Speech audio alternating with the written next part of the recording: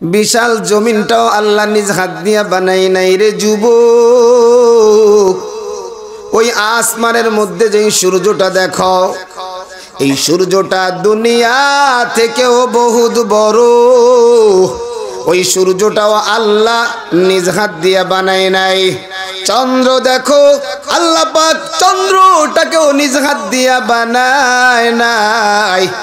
বিশাল বিশাল ফেরেশতা, এক একজন ফেরেশতার কত পাওয়ার।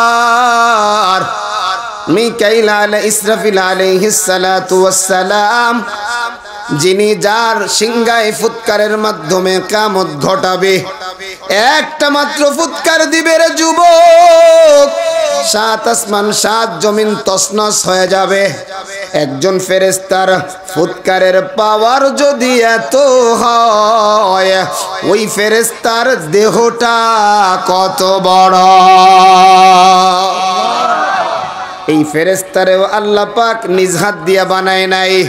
আমার আল্লাহ বানাইছে পাঁচটা জিনিস, নিজের কুদরতি হাত দিয়া বানাইছে। জোরে বলেন কয়টা?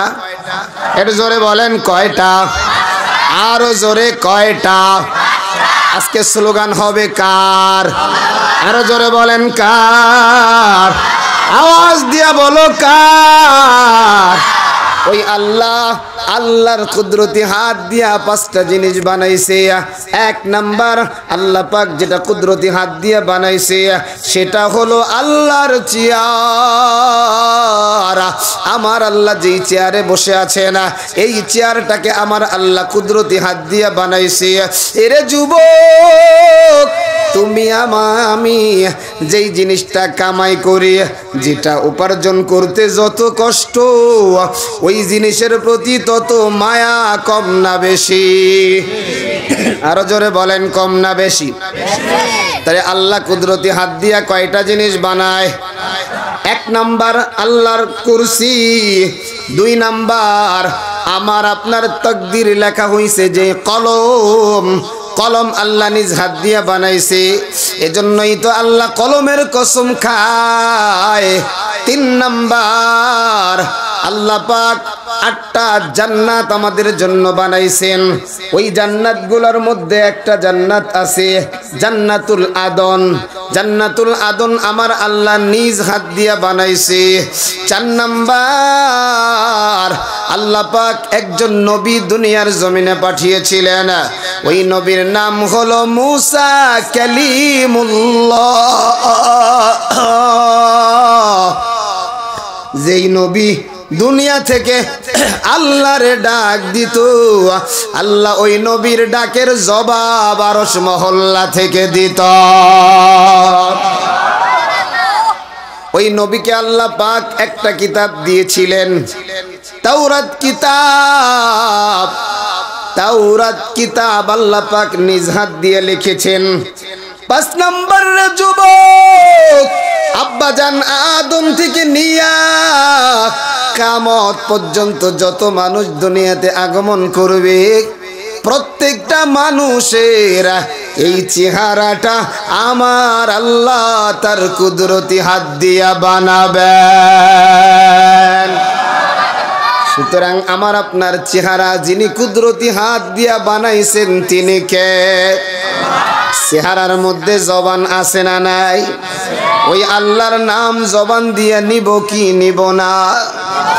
এর যুবক, ওই আল্লাহ এমন একজন নবী আমার জন্য আপনার জন্য পাঠাইলেন। আল্লাহ আবার পাঠায়া বলে, ইনি হলেন রাহমাতুল লিল আলামিন, আমি হলাম রব্বুল আলামিন। আমি যেমন গোটা দুনিয়ার পালন কর্তা, আমি যেমন গোটা দুনিয়ার মালিক, আমার বন্ধু গোটা দুনিয়ার রাসূল।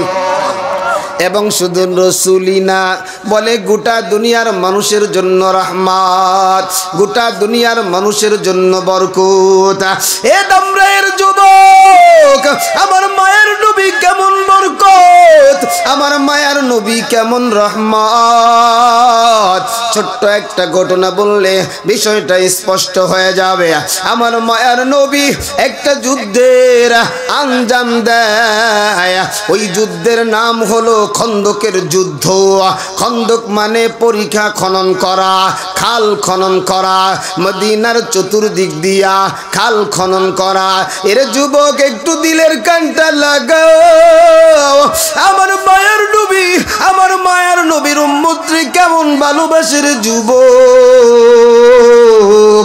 তোমারে আমারে ওই নবী কি পরিমাণ মহব্বত করে রে বুড়া বাবা।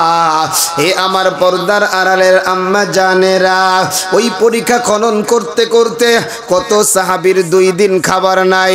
একটু জিকির করেন লা ইলাহা ইল্লাল্লাহ।